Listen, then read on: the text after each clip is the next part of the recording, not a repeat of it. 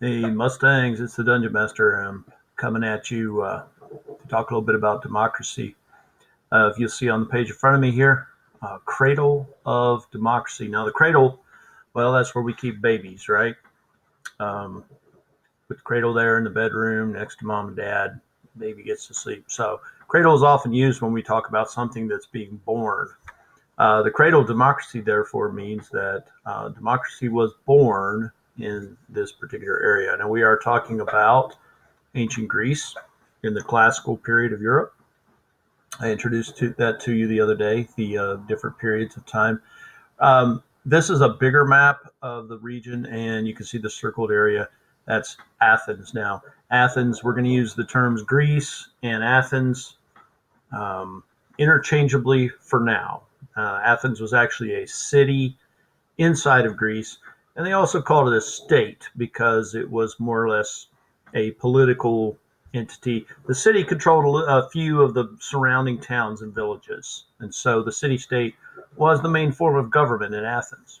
All right, so I'm going to go ahead and read through this, and y'all follow along with me, and then we'll have an exercise that follows. So, who invented democracy? Well, no one person invented the type of democracy that we have today. The building blocks were created in the classical period and developed over the centuries. The classical period covers the long history of the region that surrounds the Mediterranean Sea. Now, we spent some time in the last few days going over the geography of Europe. The Mediterranean Sea is one of the most important bodies of water in European history. It's right here. Okay, democracy was just one of the many different types of governments that the Greeks and Romans tried over the centuries.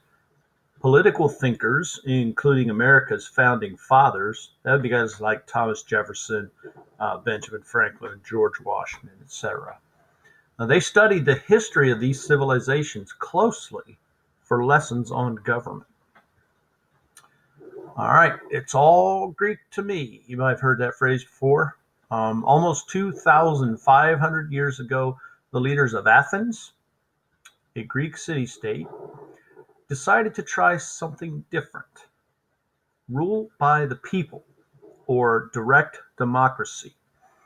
This kind of democracy required all the citizens to participate directly in the actions of government. The assembly created laws and directed foreign policy.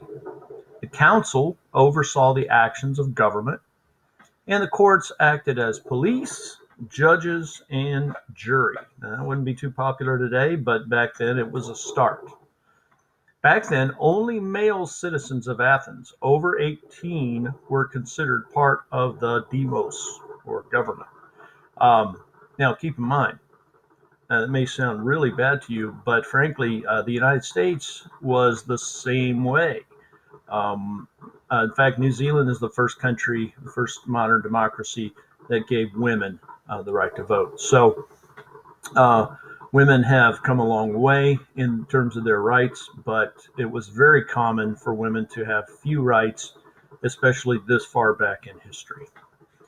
Okay, so here I like this image. Demos plus kratos equals demokratia. That's the Greek. But here's the translation: people, demos, power, kratos, equals democracy. Demokratia, democracy, people power. All right. It's a good idea, but it needs some work. In Athens, the citizens had a hand in all of the decisions and actions of government. This system only lasted about 200 years, but it made an impact on future civilizations. This approach worked as long as it did because Athens had a small population that allowed for close cooperation. Another major civilization in the neighborhood was Rome.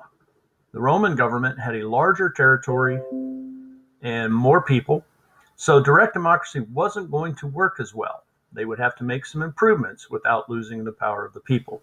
Okay, we're going to shut down this video, and I'll give you a part 2 here just shortly. Dungeon Master, peace out.